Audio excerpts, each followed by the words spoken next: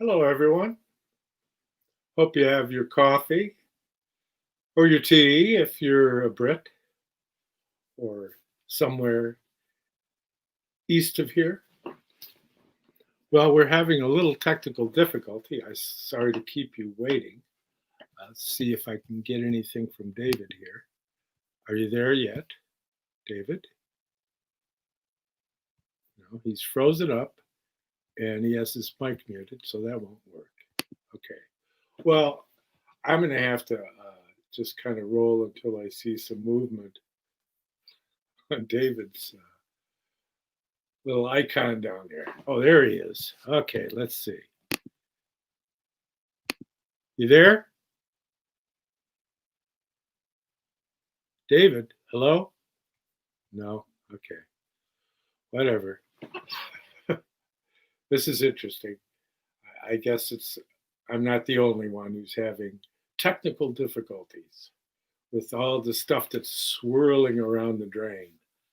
And so I guess it gives me a moment to talk about things that are swirling.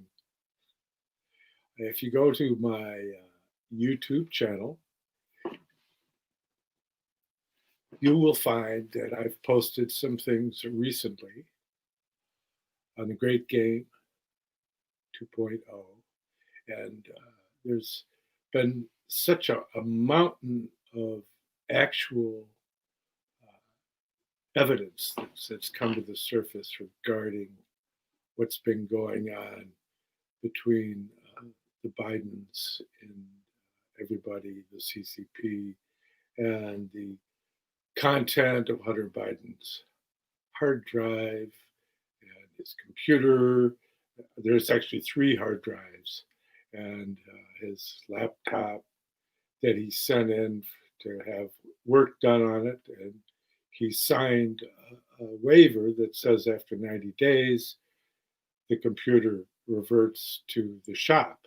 And so 6 months after they got it, it was legally their possession. They went in and found unspeakable things. And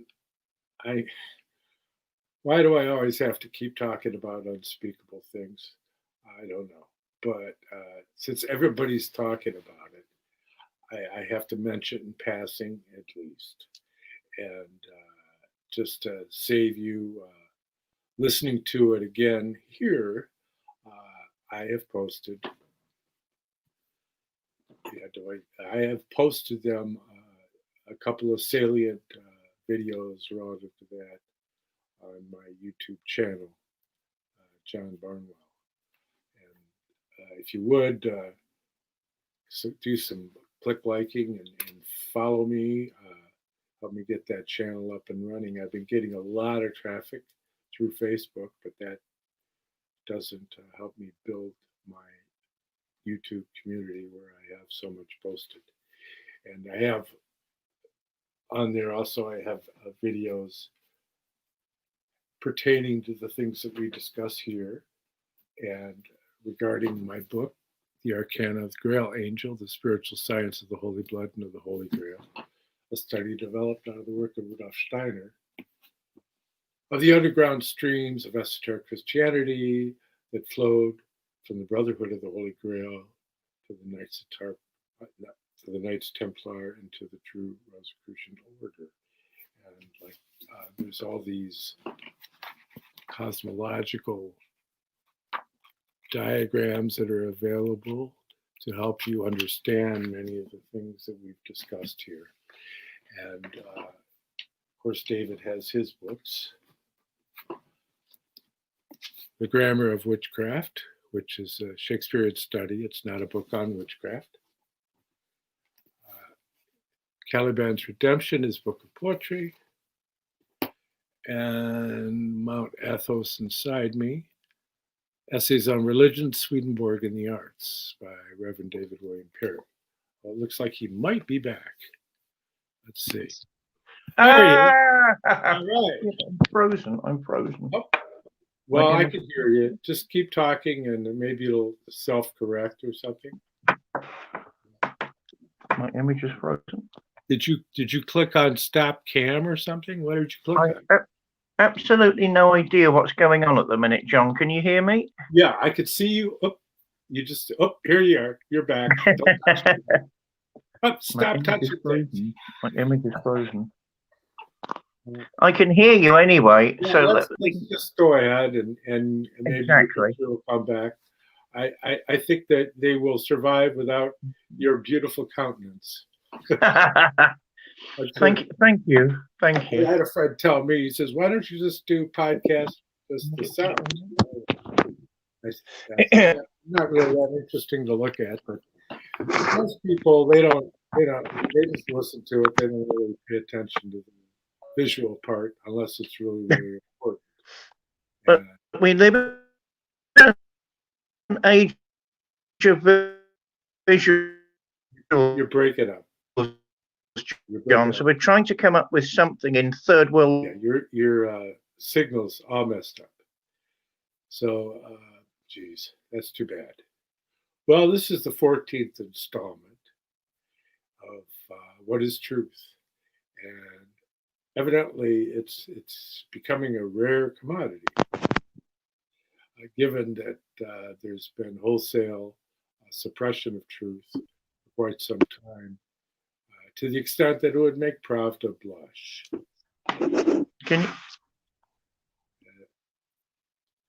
So consequently, yes, I finally said it. I might be with you any minute now, John. There you are. Okay. There we are. There we are. Just come on board. Oh, what'd you do? And it went again.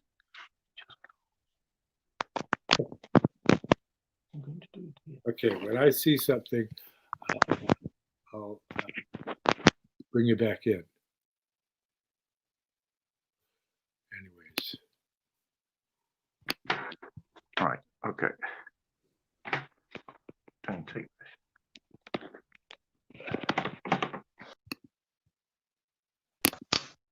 Okay. Whoa. Reverb. No, you've got more than one screen. You've got to turn that one off. You've got to turn that one off, or it's reverb. Yeah. Because it will just go round in loops. You've got to turn this off. No, you've got to turn the whole thing off. Right, John. Okay, there we are. Where were we? We were busy saving the world via saving of souls. And I think through saving souls, that's the key to saving the world. He can see me, but he can't hear me. I can hear you. I hear you. Can you hear me? I think we might. Can you hear me? That will happen all the way through, you see. No, it has to be by one device or it won't work. No, you can't. Well, let's just go with the sound. I mean, geez, this is kind of silly. I'm sorry I'm wasting your time, so I'm going to try and get into some things in an endeavor to not waste your time or mine. And so if he works that out, we'll segue into that. Anyway, so all this stuff has come out, and it's in possession of the administration. You know, President Trump has these things. Rudy Giuliani has a separate tranche that he's gotten through all the work he's done of information regarding Ukraine, Russia, China. It's just the volume of information that's going to be released unless something super major happens. It's staggering. And so we'll just see what happens. And here might be David. Are you there? I think we finally got through. Can you hear me, John? Yeah, I hear you. Okay. Oh, praise the Lord. Praise the Lord and pass the ammunition. Oh, yeah, I'm a pacifist. I actually signed the peace pledge. Well, no, your ammunition is your words. Amen. In Grail symbology, the sword means the word. Oh, amen. Amen. Ephesians 6, the sword of the Spirit. Yes. And so it can give you an understanding of the what you would call the moiety. Now, are you up on moiety? No. Moitey. Moiety. You'll have to. Moiety. Excuse me. I slipped into dyslexia for a moment there. You'll have to enlighten me, John. I'm dealing with too many issues, tech issues. Yeah. Well, okay. Well, then we'll just try and do what we can. So the moiety that represents that which is of the middle. Oh, right. Yeah. Right. Yeah. And so if you look at the moiety, it's a word that what Shakespeare uses it. Yeah. No, I've got the frame now. I've got the frame of reference, and I can calm down a bit. I've got my tea, so things can get back to normal a bit now. I'm feeling normal again. That was a comic in Mad Magazine 50 years ago. Yeah. In any event, so I've been just discussing with our listeners and our viewers, although that's been difficult, regarding the massive amounts of information that have come to the surface regarding China's foreign policy, shall we say, that's been revealed through Hunter Biden's laptop and through things. There's 3 separate hard drives that they have that have been provided to the president. And then Rudy Giuliani has all the information that was provided to the laptop on the laptop of Hunter Biden's 6 months ago. And it was provided to the FBI, but then they kind of kept a lid on it. But he was able to get, because there's good people in the FBI. It's just the problem we're having here in America is leadership. It's not the field, although a lot of the field don't have the courage to risk their pensions to buck the system. And so that's what we're fighting here. We're fighting a system. And, although I'm not an anarchist, I'm not a big fan of overarching systems. And we've discussed that so much in our wonderful times together. And, but so it should be a very interesting run up to the election here because of this information is slated to come out. I don't know how they're going to time it, but it has horrific things.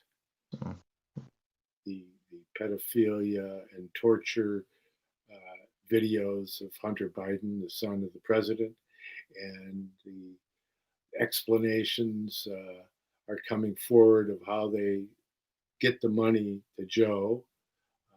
He gets it through his sons and he gets his cut. And we're talking about billions of dollars that have gone into the coffer through various channels. Joe's brother and his son, and there's emails of Hunter complaining about and explaining the whole flow of money. And I mean, this is not a theory.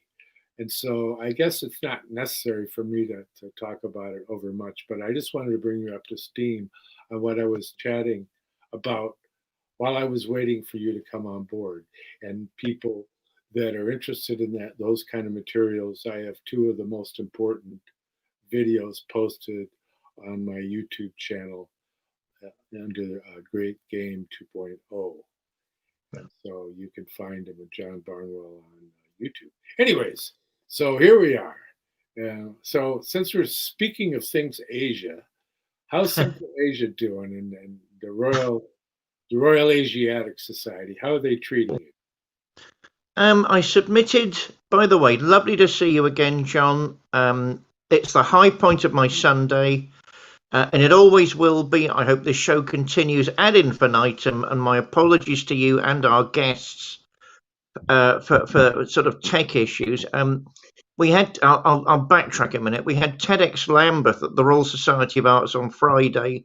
So I and my other half were practically killed by everything, and we came away to a holiday, Premier Inn. Sorry, I'm giving them a plug, Premier Inn, and we were there, here last night, and we're here tonight. So I thought they had marvelous tech in these places. I thought all I had to do was poke a button and everything fell into place. They get the sharp edge of my tongue tomorrow. Anyway, I've submitted my first. Well, you know, you in this day and age of techie nonsense, when somebody says to you, you know, Reverend, all you have to do is press a button, I expect that to happen. Sorry, John, you were saying. Don't get me started about British technology. Oh, You still have those giant plugs there, don't you? From the 1950s on your electronic devices, right? You got these great big plugs that were designed in the 1940s. I've owned British cars. It wasn't until 1975 that Ford bought Jaguar, and it's not Jaguar, it's Jaguar. When Ford bought Jaguar and put in a new wiring harness, that they became reliable cars. I mean, my friends that had Jaguars from before then, if you slam the door too hard on your XJ or whatever, it might not start. So you guys are famous for technical issues, which is ironic because the U.S. Patent Office is being run presently by a British corporation, the largest corporation most people have never heard of, called Serco. And Rupert Soames is the CEO, and he's the grandson of Winston Churchill. And his brother was equerry to Prince Charles. So that it's right in the center of your particular brand of oblivion, or whatever you want to call it. But in any event, the idea that the U.S. Patent and Trademark Office is run through a British corporation defies the imagination, even of somebody as imaginative as myself. And they also run a lot of the tech on military bases here in the U.S. And I mean, there's so many things that they run. And when you start looking under the hood and you see their relationship with the Privy Council, their relationship, highly placed officials in Facebook, I mean, it's just Alan of Alam, Baron Richard Allen of Alam, for example. He is from one of the prominent families that is involved in the Tavistock Institute. And so he's an important director. I didn't bring up my notes. I didn't know I was going to talk about this. But he's not the only one. In fact, when the EU asked Zuckerberg to come before them to address certain issues regarding Facebook, he never showed up. He sent a guy from the Privy Council to represent him. So they're thick as thieves, shall we say? And don't be surprised, people out there, if you find there's some kind of internet blackout in the run-up to the election.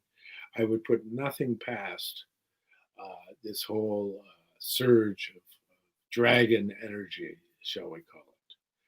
And it's interesting to watch the back and forth. But that's the dragon of Ahriman. He wants to swallow the earth. The Luciferic dragon, he wants to dissolve the earth, that we could just all be ghosts. Well, I'm not ready to be a ghost. So I'm going to keep trucking on. Keep on trucking, as R. Crumb would say back in the heyday of the hippies that were created by the intelligence community. That's a whole other story. And so in your neck of the woods, dealing in Central Asia is a very, very important thing for many different reasons. And it's interesting because when you get into understanding what came out, the teachings that came out through Madame Blavatsky and the Secret Doctrine, to where it was really the first wide presentation of the doctrine of the Earth is the fourth world in a series of seven, which has been corroborated to me personally by the spokesman for the Hopi elders. And but when she did that, there was a lot of correction needed because she really didn't have the right information to be able to interpret the significance of the Old Testament regarding all of this. And so consequently, she tends to negate certain aspects of the Judeo-Christian tradition, needless to say. And it was Rudolf Steiner had to take up the mission later in Outline of Occult Science, or there's many names of that particular volume, where he explains the 7-stage evolutionary chain, and he clarifies the erroneous information that was put out by Madame Blavatsky. Maybe we'll do an episode sometime exploring the differences. But he made a very cryptic remark in one of those fascinating lecture cycles I keep making reference to during World War I. And he said that that when she came out with this information, that in the British occult lodges in Britain, there were people there that knew far more than she did, which is kind of, considering that this was a groundbreaking, and the idea that it's not new information amongst the occult lodges, that this is the, according to the esoteric teachings from the East and from the West, the core teachings. Because I brought up some of these issues with my friend, the Dalai Lama's cousin, the late Gelek Rinpoche, and it was clear he was not in possession of the information that, according to Blavatsky, came from the books of QT and the books of Lamrim, written in Senzard, a language more ancient than Sanskrit. And it's interesting because if you read Rudolf Steiner's comments on the Secret Doctrine, where he's commenting on the stanzas of Dijon, and we printed an edition of that, a nice yellow hardcover edition of that back at the Mayflower many, many years ago, 45 years ago. And Rudolf Steiner had commented that he thought that the stanzas themselves were remarkable, but he found many flaws in HPB, Madame Blavatsky's commentary regarding that. So if you get to this core of information, and that's a lot of what I attempt to try and help people digest in my books, is that understand, because once you can get this, it provides the key to unlocking the mysteries of myths, legends, fairy tales, Freemasonry, the rites of the church, and it's bottomless, because it's what is truth. It is the basis of truth, is that we have come forward out of the activity of spiritual beings, and through the Christ mystery that was really accomplished, the mystery of Golgotha, the mysteries of the crucifixion and the resurrection, to create the archetypal future human development. And in looking at this more closely, you see that what we're struggling with at this time is these Ahrimanic forces that want to steal our humanity from us and mechanize us into a singularity that's based on this abstract knowledge of science, which is Maya. Rudolf Steiner is very clear that the understanding that comes from the periphery of the brain cannot understand things that are understood from the center of the brain. And that's a very, very deep mystery. And that's why, well, one of the reasons why my books are formatted the way they are is because you have to come to a relationship of the exchange between the center and the periphery. But the key to unlocking it is at the center. And there are 12 fundamental viewpoints, and they all have things that they can share. But ultimately, to get beyond these 12 viewpoints, that's the 13th mystery, which is the Christ mystery, which sees those as tools to accomplish certain ends within the realm of the mind, but that they're not strictly realities. And you yourself are versed in aspects of the Gnostic teachings of Valentinus. And the Valentinian Gnostics are some of the most developed of the Gnostic teachings. And in Rudolf Steiner's work, he says that the spiritual beings that inspired the Gnostics retreated into the spiritual world in the early centuries of the Christian era, and that the image of the Grail being taken away and being kept by the angels is an image of that gnosis that didn't quite have all of the concepts that were necessary to fully integrate into an understanding of this Grail mystery, and that it came to Earth with the descent of cosmic intelligence in the 9th century, and that is the stage at which the Grail events recounted in Wolfram von Eschenbach's Parsifal and in Chrétien des Trois and these various Grail legends that keep coming back. Nobody gets tired of pursuing the Grail. Why? Because that's that mystery within the castle of the skull. In the center of the castle of the skull is secreted that Grail cup and that cosmic nutrition that can fortify us through imagination, inspiration, and intuition to be able to unlock these mysteries. And so I hand it back to you, my friend. Right, I hope I'm getting everything right today. It's strange you say that. I'm finishing a short story at the moment where Lucifer is actually explaining to the protagonist that his sins were intellectual. It's strange that that's come up because I've kept that very, very quiet so far. By the way, I'll give Premier in another plug. You've looked after us like royalty, so you're forgiven the sort of lack of tech because you've looked after us like royalty. Oh gosh, Central Asia. I mean, I feel deeply honoured to have been elected as a fellow. It's a proper learned society with a great many wonderful scholars, some of whom are heavily engaged in scholarship and research of the first order still. I mean, it's got a golden history to it, and some of the scholars are outstanding.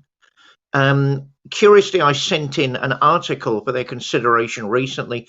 It seems to be linked with Cambridge. I think that's some sort of historical association. I mean, I don't know what's going on there. I don't know. I hope they like it. It's sort of an imaginative recreation of the time I almost met Chingiz Aitmatov and managed to grill him, the great Kyrgyz writer. I met him sort of. I was in the same room in the 80s and was trying to grill him, and it never actually happened. Of course, he was an ambassador for Kyrgyzstan and ended up winning the Nobel Prize and yada, yada, yada. A very, very gifted man. So my love of Britain, I mean, yeah, I admit it all. Cold beer, bad plumbing, absolutely hideous technology. I admit it all. What am I in love with? I'm in love with the culture. I'm in love with the poetry. I'm in love with the dramas. I'm in love with the countryside. The countryside is this sort of, at its best, this wiltingly beautiful, the beginning of Northern European consciousness and terrain. So I find that beautiful. But the politics and the downsides I'm painfully aware of. unfortunately. Well, before I finish about the Central Asia thing, I was called the most naive person on the planet not too long ago by a Jesuit friend of mine, because apparently I bluster about the internet. This is nonsense. This is nonsense. And there were so many claims of paedophilia in high places. I just simply found it so difficult to believe. I just nonsense, nonsense, nonsense. And I was called by my Jesuit friend one of the most naive people he's ever met. And so, oh my God, what do you say to that? I just find it incomprehensible that these things go on. What are people trying to achieve and what are they getting from it? But in terms of, I promise I'll be quick, John. In terms of Central Asia, I'm finding my feet, as they say, in this wonderful learned society. I mean, the one good thing about British scholarship is it's got a long love affair with India, Southern Asia, and Central Asia. To my horror, it's not really looked at Central Asia in the depth I'd have liked. So I suppose that's why I'm the oddity that becomes a fellow. And having walked through the streets of legend and lore, I've walked up a street where Aladdin got into his first fist fight with somebody. When you think, oh my God, Aladdin sent someone sinking to the ground in this very, very street. That's wonderful. I find the 5 stands that were treated so abysmally by the Russians. Shame on you, Russia, because I love you. I love your culture as well, and I love your literature. But shame on you, because the 5 stands are magical places, and the people are warm and hospitable, and they go out of their way to make you feel at home and comfortable. I'm looking forward to revealing some of my research and some of my thoughts generated by those regions. The mysticism, John, I hope we can go out there together at some point on some sort of talking tour, lecture tour maybe, because the mysticism, the magic is palpable. It's on every street corner. It's in the great cities and the mosques. And yes, there are churches in the churches and the synagogues, and the whole thing is like a fairy tale. The Central Asians get very annoyed with me when I keep calling it fairyland, but I'm sorry, it's like fairyland. It's all the colours are beautiful, all the people are wonderful. It's like fairyland. So I'm getting my feet under the table, and I'll hand it back to you because yes, hands up, I am probably one of the most naive people in the world when it comes to that sort of corruption. So I'll hand it back. Well, yeah, when you get into that area of the world, actually, the Jesuits are more prominently placed in a way. They were the first ones from Europe really to penetrate China and really establish themselves. I mean, it's hard to understand the depth of commitment of the Jesuit order. I've told this story before, but I think it was quite a long time ago, and it was on one of the shows I did with Leo Zagami. But I was a rare bookman for many, many years, even before I managed the Mayflower Bookshop, which was the largest metaphysical, occult, and holistic bookstore in the world, and leading to my creating relational databases for Egyptology, Mesopotamian studies, and esoteric studies, Western esoteric studies. So I have quite a wide purview of a lot of this because I've encountered most of what's had been made available up until that time. And Central Asia is a very fascinating place because if you study the teachings in the Secret Doctrine or in Rudolf Steiner, Central Asia has a central place in the evolution of mankind. And in there, it talks about the migrations from Atlantis and the civilization center in Central Asia. In the East, it's given the name of Shambhala or Shangri-La. And we know near the Tian Shan Mountains in northwestern China, and over in kind of near Tibet and Nepal and that whole region, that there's a legendary relationship to these mysteries. And in the Mystery Center, the Central Asian Mystery Center, representatives would come forward from that, the Brotherhood. And you have, in my books, it's explained where at the various cultural periods, representatives came forward, the disciples of Manu or Noah. In the Mesopotamian studies, they talk about Utnapishtim and how Gilgamesh, he travels with the Abani to meet with Utnapishtim, and Utnapishtim was a tin trader. Does that sound familiar? And there he was initiated into the mysteries, the Jupiter mysteries of tin, which is very much tied into Wales and Western England. Excuse me, I have to clear my throat here. Oh, I see we're suffering from similar lurgies today. On top of tech problems, I also have a frog in my throat. I don't know why. I think it's something to do with Sundays. I get frogs in my throat during and after the show. I don't know why, because most of the rest of the week it's okay. I remember reading the Epic of Gilgamesh as a teenager, and his great rival Enkidu. And I was sort of invited to a BBC weird thing years ago. That somebody'd written this sort of weird concert, this weird opera about him, and I just sat there sort of stony faced when the choir was singing Enkidu. Enkidu, where are you now, Enkidu? Oh, for God's sake, come up with something better than that. This really won't do at all. Having said that, I sort of quite liked it.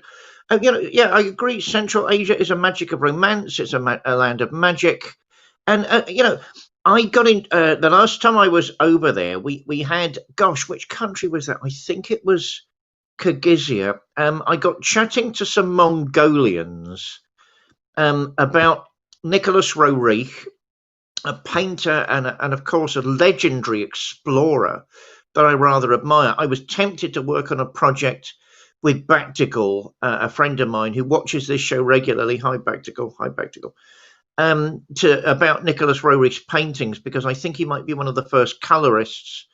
And of course, he tries to paint spirituality, but we got into a row with I think it was the University of Moscow, who said that's not what he was doing. Well, yes, it was. But you can't go too far down that route, because somebody said he was a theosophist.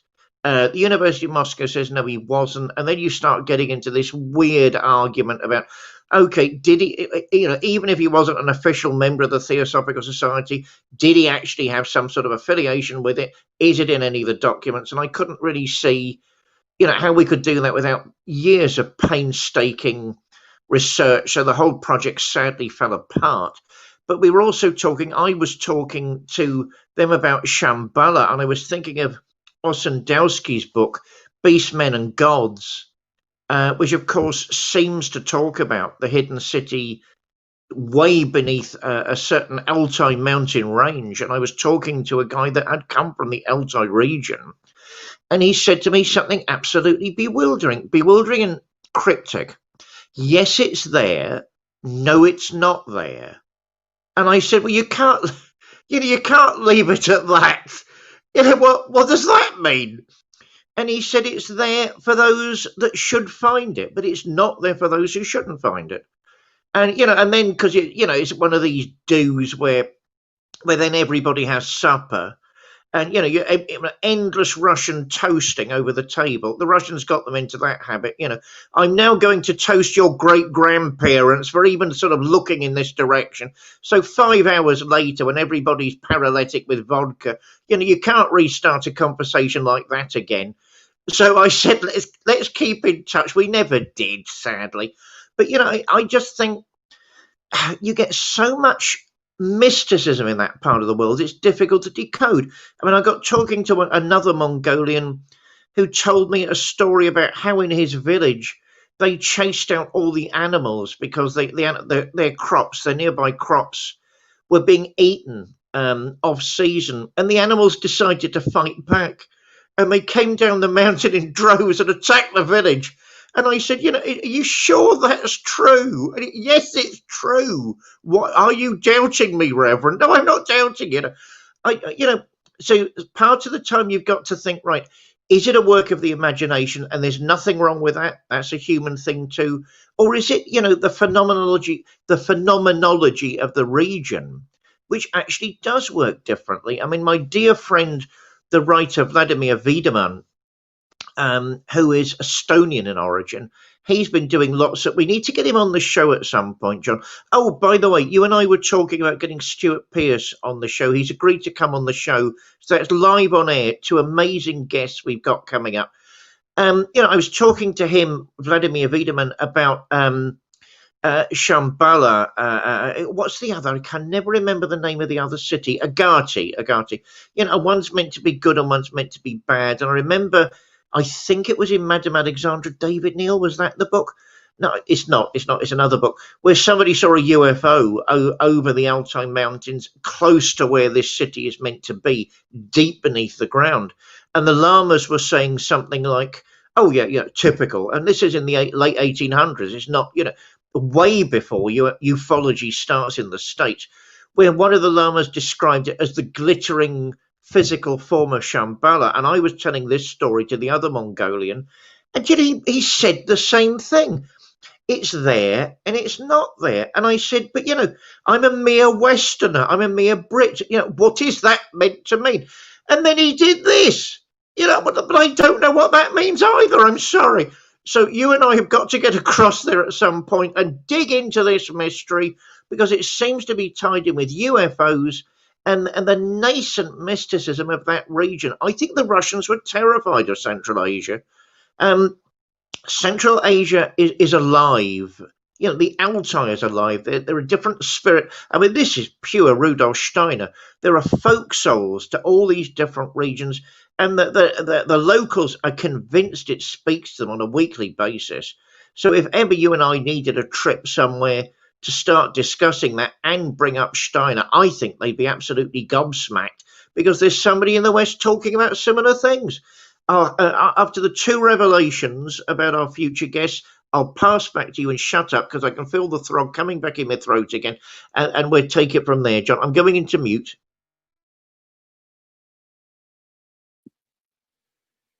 Yeah, well,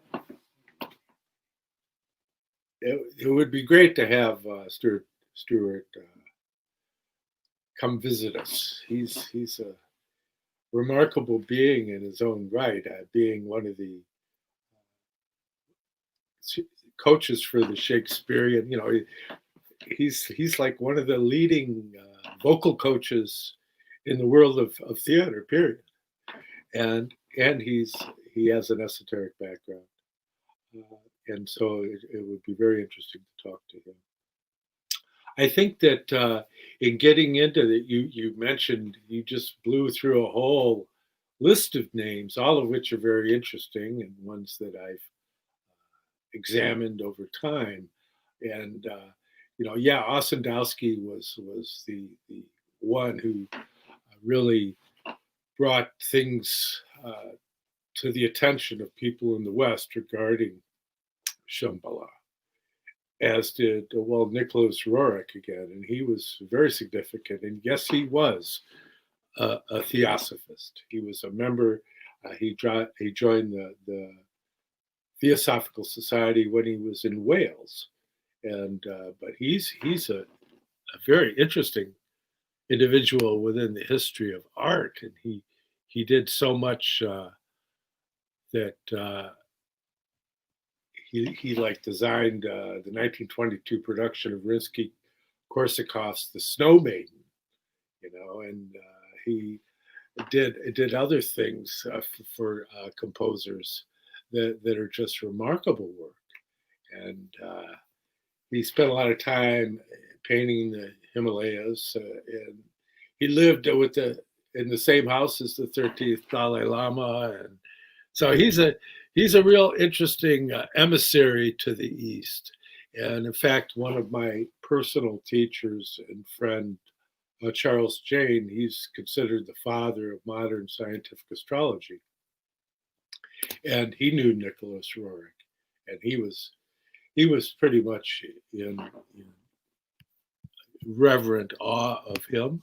But then you get some of the work by Sergei Prokofiev, the leading Russian anthroposophist, who considered Nicholas Roerich to be questionable, and through his relationship with the Russian communist system. But I think you didn't have any choice. I mean, that's the government you got, and so you kind of have to find your way within that and shake hands with the devil or what have you. So that's an interesting thing. I like his art, and I like a lot of the stage designs that he did for various composers like Rimsky-Korsakov. But if you get into it more, Rene Guénon has a lot of interesting content regarding Shambhala. And I talked about related themes to Thomas Binyakya, the spokesman for the Hopi elders. I said, in Isis Unveiled, Madame Blavatsky says that there are tunnels that connect the North American continent with Asia. And he said, oops. Oh. And he said, oh, yes. From South America, apparently. Whether or not it's true, it's interesting that they have the same tradition. And but getting into the whole idea of the struggle between Agartha and Shambhala, it's a fascinating dynamic because there is the understanding of the subterranean realms that is explained by Rudolf Steiner in the lecture cycle he did in Paris upon meeting Edouard Chouret. And so that's very interesting. It's called Esoteric Cosmology. It was published some time ago. It's out there. And that's well worth looking at. But in getting into some of the things that have occurred recently in Central Asia, the finding of mummies with pointed hats wearing plaid that are Caucasians in Central Asia is like a very highly unusual, according to the opinions of many people, and it's supportive of the indications that was the Indo-Aryan homeland is in Central Asia, and that's the doctrine of the migration of Manu/Noah from Atlantis, establishing a cultural center.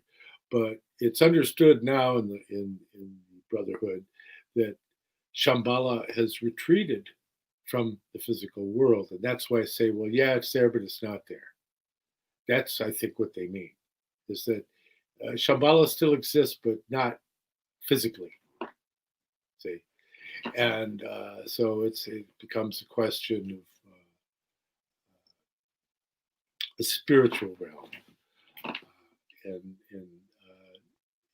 not to get into too much detail on that, because that could occupy several podcasts, but it's interesting to note that the one of the central themes in the work of Rudolf Steiner is the fact that he represents the coming forth of culture in the cultural ages of 2,160 years in the 25,920 year cycle of the precession of the equinox. And so consequently, we're in the fifth post-Atlantean period that began in 1413, 1414. And so we're just starting to get the flavor of the current age that we're in.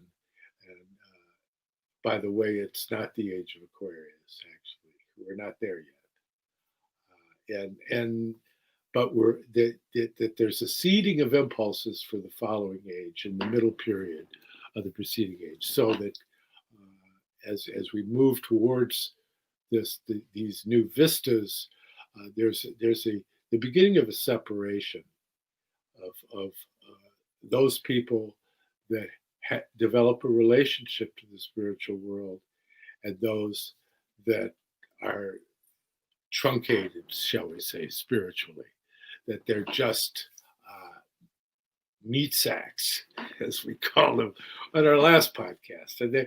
And so you could see what you're saying in the things that you love so much about Central Asia is that they still have that imaginative relationship and a context for the spiritual world. But see, right next to them with the CCP, you have the just the nth degree of materialism. I mean, geez, they have like 2 million Muslim prisoners and 1 million Christian prisoners, and what's going on, the Uyghurs, and so those guys they're no fun, and so it behooves us to not succumb to what's going on today. And President Trump said just the other day, said if Biden wins, the Chinese will own us. And that's basically the thing, because the Chinese own Biden because of these hard drives that they have. See, and so there's all these, they're called control files.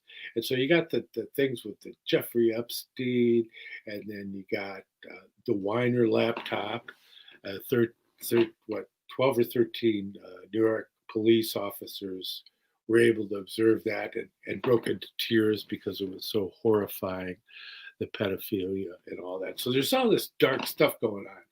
And geez, I hate talking about this stuff, but we kind of have to, because it has to do with the fact that we have to nip this thing in the bud, shall we say, because this is what we're here for, is to face evil.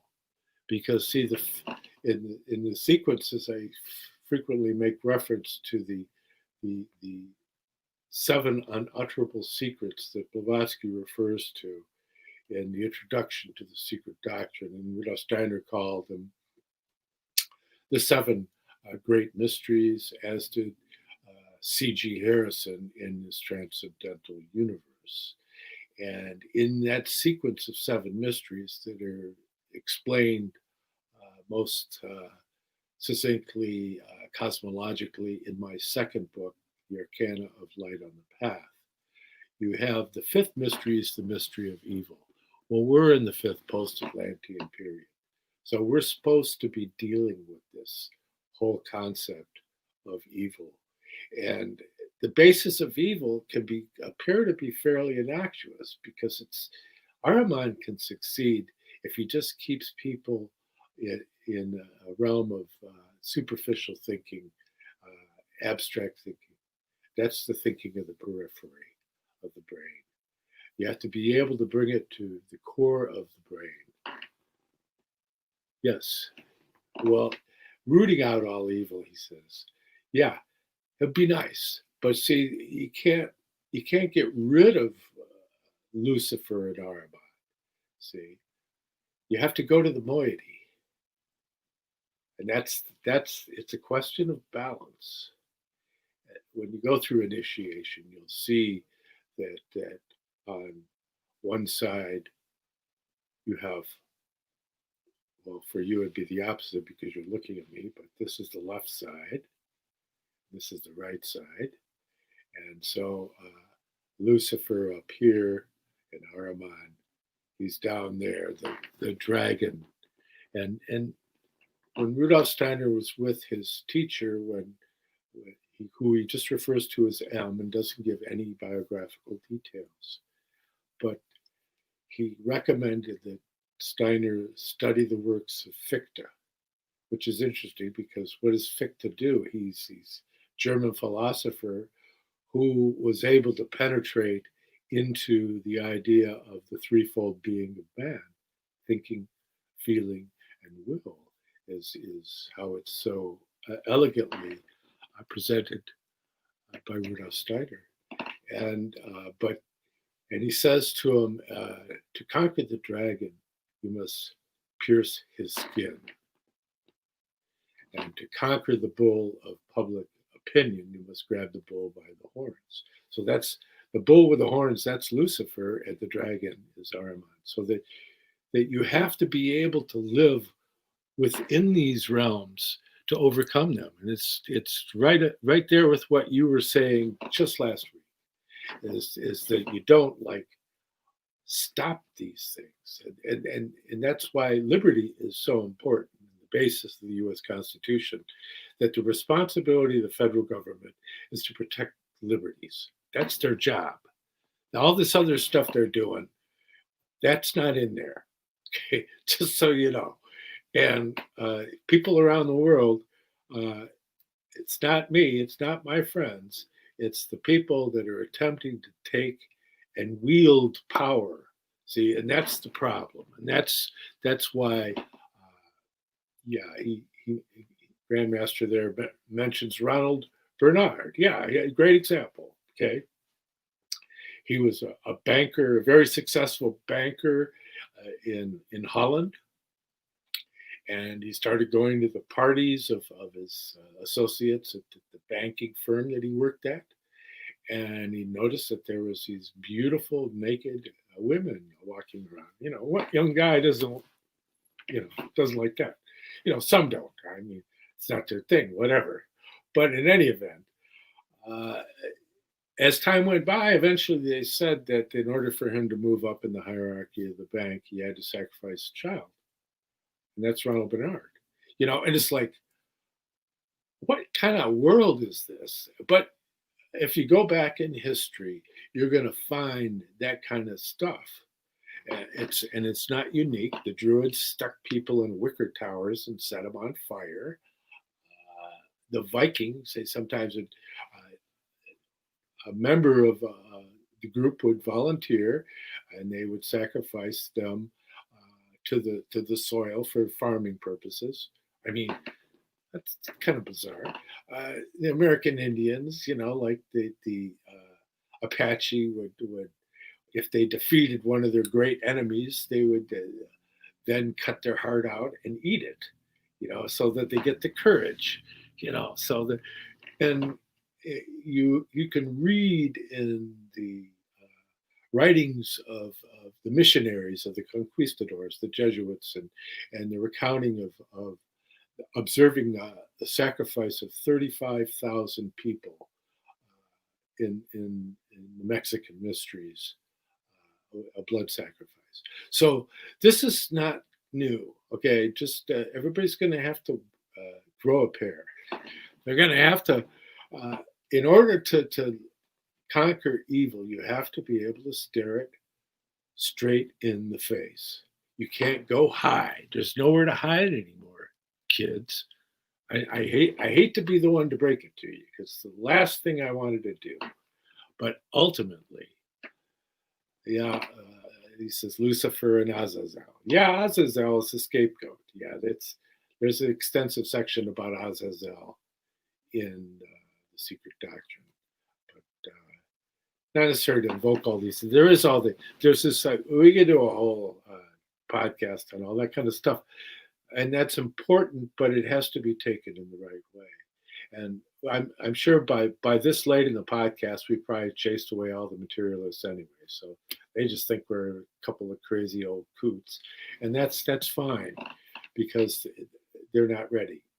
And but ultimately, in understanding these things, extremely complex. So there are these Luciferic spirits, of which there are 7 different types. And that's not just an arbitrary designation, as Rudolf Steiner says. Any developed clairvoyance can tell you from direct perception that that's just a reality. There are 7 different types. Okay? But amongst in looking at those spirits, you have to see that the what they say, my name is Legion. What does that mean? It means there's a whole bunch of us, and we're all on a team, okay? But it's this rebellious team, the rebellion in heaven, the war in heaven. And again, I spoke of last week of the war in heaven that took place in 1879, that began in the 1840s, where the Ahrimanic spirits were driven to earth by Archangel Michael. And that's a supersensible event that actually happened, according to esoteric Christianity. And I don't expect anybody to believe me or not believe me. Like Rudolf Steiner said, a healthy suspension of disbelief is very helpful in these matters. And but in getting back to Central Asia, you could see that strategically there's what's called the heartland theory in politics. And it was something that was brought forward by a guy named Halford Mackinder. And Halford Mackinder, he was this, I guess he's a Scot. I don't know. I didn't look it up. I'm just pulling this out of my head. But he came up with the heartland theory. And basically, the crux of the heartland theory in the thinking of the British Empire, and he was back around the, early parts of last century, and leading up into understanding the strategies of imperialism. And he said that anybody who controls Central Asia, they have the vantage point to control the world. And so if you look and you see what is an important role everywhere from Kosovo all the way over to Mongolia, how important that region is. And in the British Empire, they expended tremendous amount of energy to position themselves. Now, there's, of course, the heartland theory is not considered as central strategically because of the capabilities of technology today. And so that's an interesting subject we could visit sometime. The East India Company and your ancestors that were directors of the East India Company, David. Shame on you. They had a bigger army than the king. Yeah, and I have you know that one of the principals of the Queen's Privy Council, Mark Malloch Brown, his wife is a direct descendant of directors of the East India Company and of the Hudson Bay Company that did all the fur trading up in northern Canada. So yeah, the apple doesn't fall far from the tree. And in British terms, they tend to keep things in the family. And like I've told you before, David, if you went over there and said, "Hey, what do you got?" They'd provide for you because you're a relative of director of the East India Company, and they're into the blood mysteries, which are mysteries that have of the past. Like we discussed last week, is that the mysteries of Gabriel, the blood mysteries, have run their course, and what was to be provided to us through ancestral connections has run their course as far as the age that we're in now. Well, but what's interesting is you talk about your friends in Central Asia, the cultures that kept their tribal culture alive, and people intermarrying in smaller groups of people, that they tend to maintain their clairvoyant capabilities. What took away the clairvoyance was, to a large extent, had to do with the intermarrying between various different groups, and that through that intermarrying, you lose that kind of clairvoyant connection to your ancestors and the folk soul and all that kind of thing. So you will find, like there's that tribe in South America that lives high up in the Andes, and it rarely ever gets visited. I wonder if they're still there, but they're very clairvoyant. Or the Aborigines in Australia are very clairvoyant. But if they go and they go to college and they start studying calculus, they can't find water anymore. So there's a shift from the modalities that express through an individual, and so the colorful cultural inputs of Central Asia that you're coming into contact with is fascinating. One can only wonder about what your karmic connection is to all of that,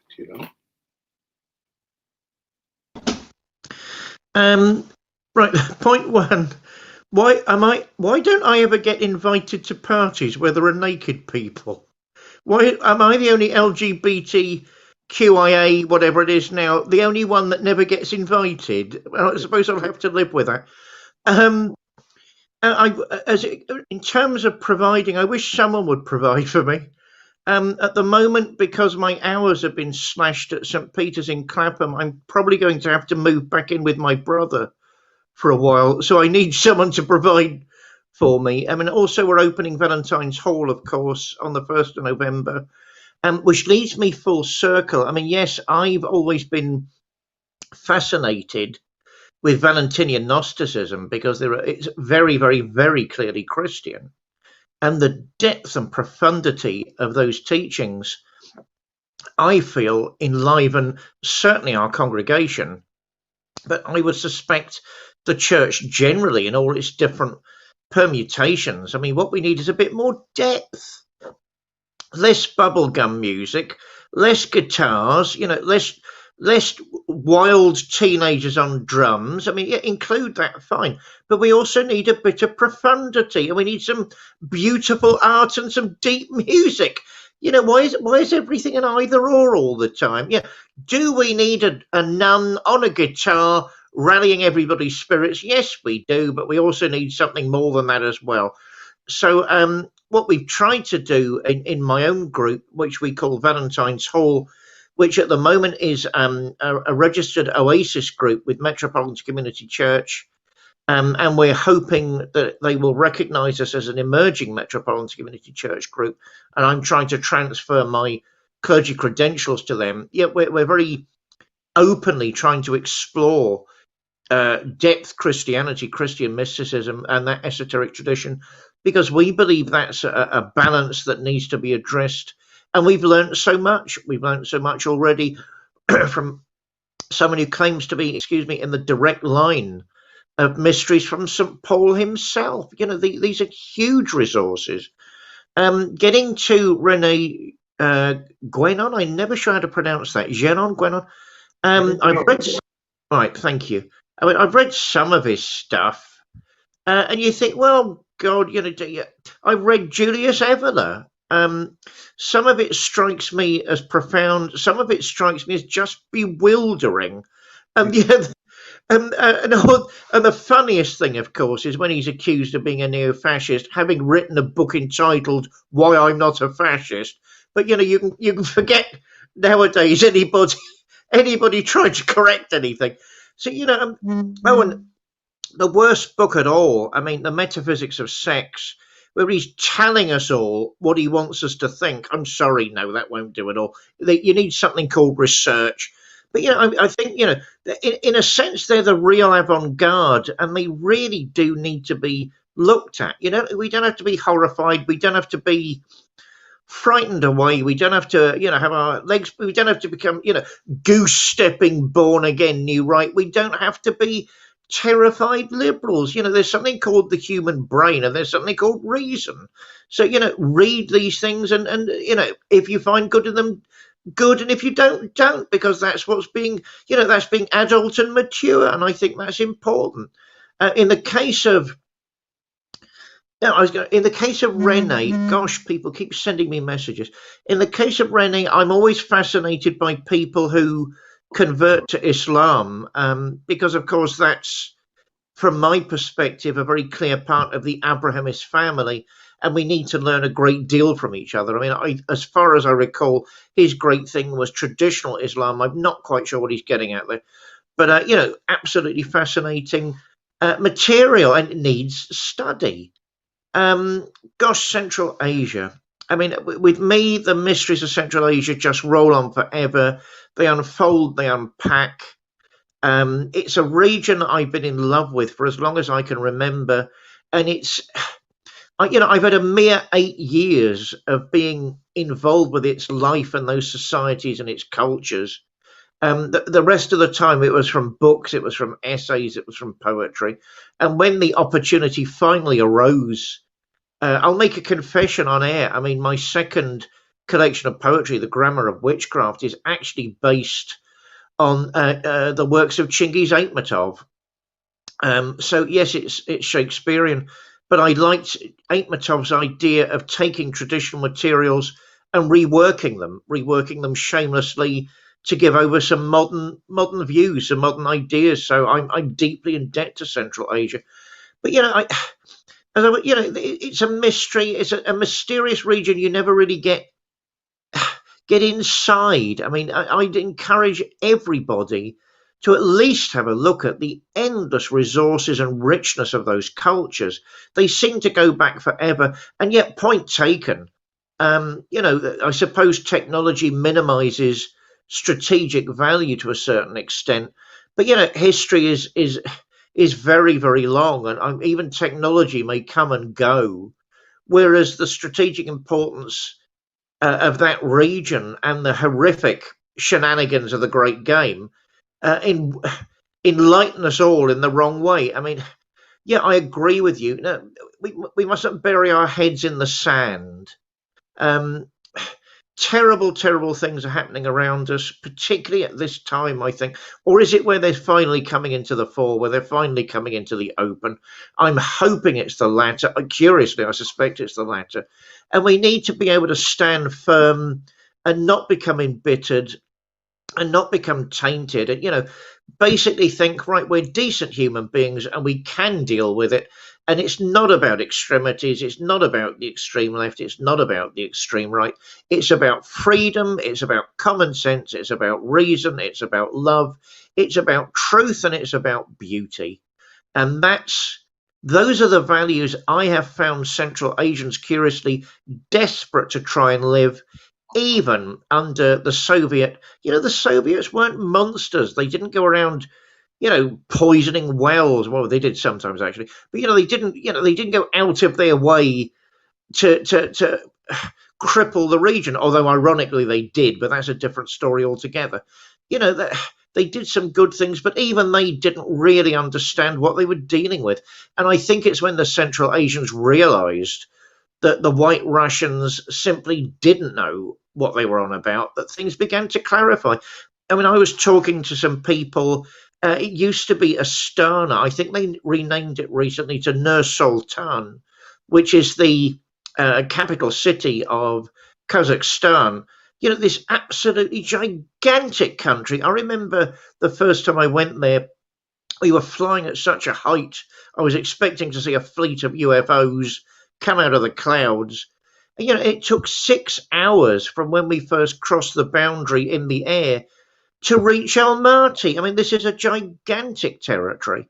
And, when I first went to, as it was in those days, Astana, you suddenly find yourself in the middle of Buck Rogers City. I believe he came from Chicago.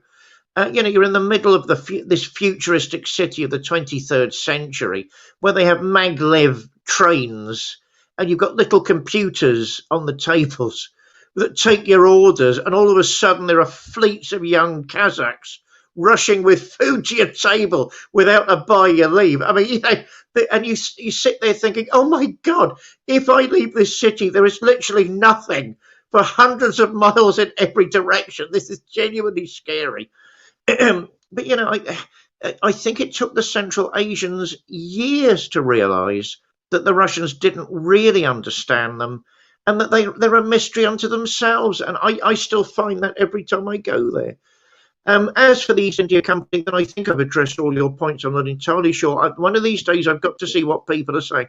on the feed. I know you get the feed. Viewers, I never get the feed. I'm on my phone at the minute, or I'm on Noah's laptop. The great Manu gave me his laptop, which is why it hardly works when I'm back at the flat.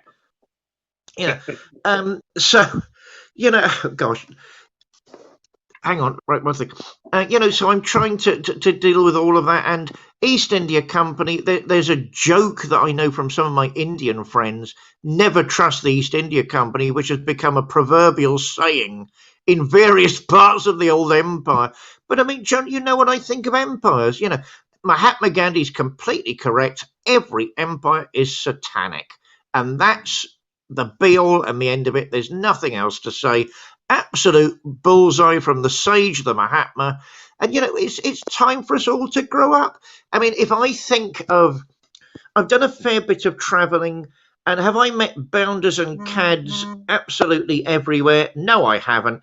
I've met decent human beings who do their absolute best to look after you. Are there a few stinkers and a few bad apples? Yes, of course. We live in the human world. We don't live in paradise. That is to come. But, I've met nothing but friendship and hospitality and good, decent, hardworking people wherever I've gone to. And I think the minute we forget that, we're on a very sticky wicket indeed. So I think I've addressed everything. The East India Company is and was appalling, because I think it still has modern permutations. But I'm just about to get the frog back in my throat, so I need my tea, and I'll hand back to you. Yeah. So, you can get into, there's some interesting stories that go along with that. And that's the cultural richness. I mean, and the richness you talk about in Britain. I mean, I love the trees that you have there. They're so much older than so many of the trees that we see here. They're massive. I mean, we have some. I know of an area a few miles away from here where they have, an oak tree that must be 15 feet around. I mean, geez. How many rings does that tree have? And so, in looking at human culture and how we're going to digest all of this, we have to come to terms with this fifth mystery, the mystery of evil. And what puts us in a difficult perspective to the fifth mystery of evil is that fourth mystery, which is the mystery of birth and death. And it's because of this kind of deal that the adversaries have with time and eternity, right? Like in the book of Job, they're on assignment, so to speak. As a result of the fall of the initial war in heaven, the spirits that reject create an opposition, and that creates that dynamic, so that we're physical beings as a result of that, and that it's the Luciferic spirits, the Promethean spirits, that their rebellion has to do with what brought about our independence, whereas our physicality is the Ahrimanic spirits, just so we understand those two things. And so one tendency of the Luciferic rebellion can be getting into vague mysticism, yeah? And then the Ahrimanic is scientism, and this whole idea that the illusory understanding about all these molecules and atoms and all this material stuff, because were you to take an atom and expand it to the size of a football field, it would be like a few soybeans orbiting around the football field, and at the center of the football field is a few soybeans, and that's your nucleus, and the rest is all empty space. So is anything solid really solid? No. It's that, and the whole idea that those particles even exist is an illusion. their points of activity. You get into Heisenberg's uncertainty principle and Schrodinger's cat and all of that. When you get into the aspect of the physics that I've explored in another podcast with another friend of mine, but it gets into this whole idea of the holographic view of the world. And that's the thing is with like with these UFOs and all that. What is this stuff? I mean, I was talking to Douglas a few years ago, and because they don't get into UFOs and all that on American Intelligence Media or American Innovation. And so we were discussing that they don't, because he knows I'm into it a lot. He's been with me when we saw UFOs together, and they took off at 10 to 14,000 miles an hour from a stop, just boom. And so we're talking about it. So the next day, he goes out in his yard, and his giant cigar-shaped UFO materializes over his house. But not quite completely, just came out of the haze and then retreated, and there was another smaller craft going around it. And so the universe is very busy. There's beings on many different levels. Of course, you would be comfortable with that idea if you study Valentinius. And keep in mind that how do you prefer to say it? Valentinus or Valentinius? Oh, I mean, I heard two things when I was in Italy, Valentinus and Valentinius. So I used to say Valentinius out of respect to them, but I think it's Valentinus. Yeah. Yeah, I think so too. And it doesn't really matter. I'm just curious, and I meant to ask you, but about the only time that we talk is when we're online. So here we are.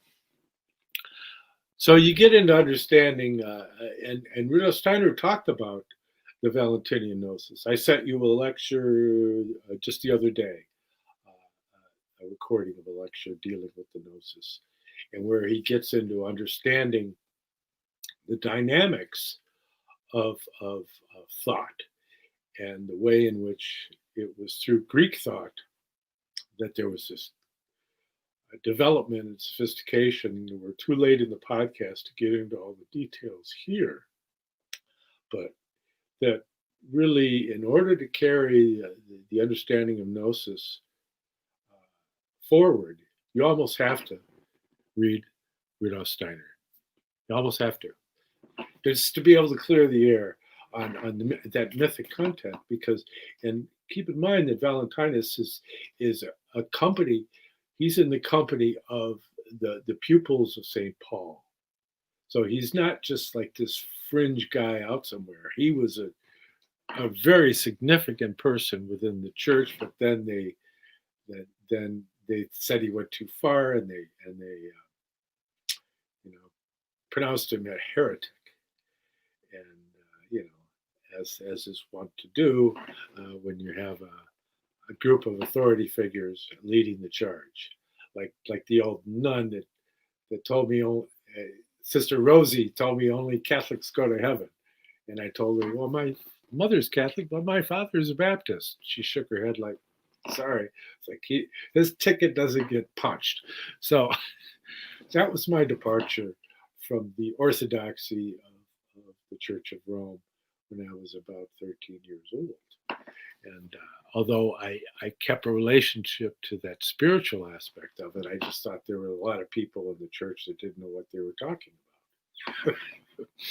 That was my end game. That was a part of the beginning of my journey, in fact. And so we're getting near the close of our podcast. I mentioned these earlier, but since David's here, I'd be happy to mention them again.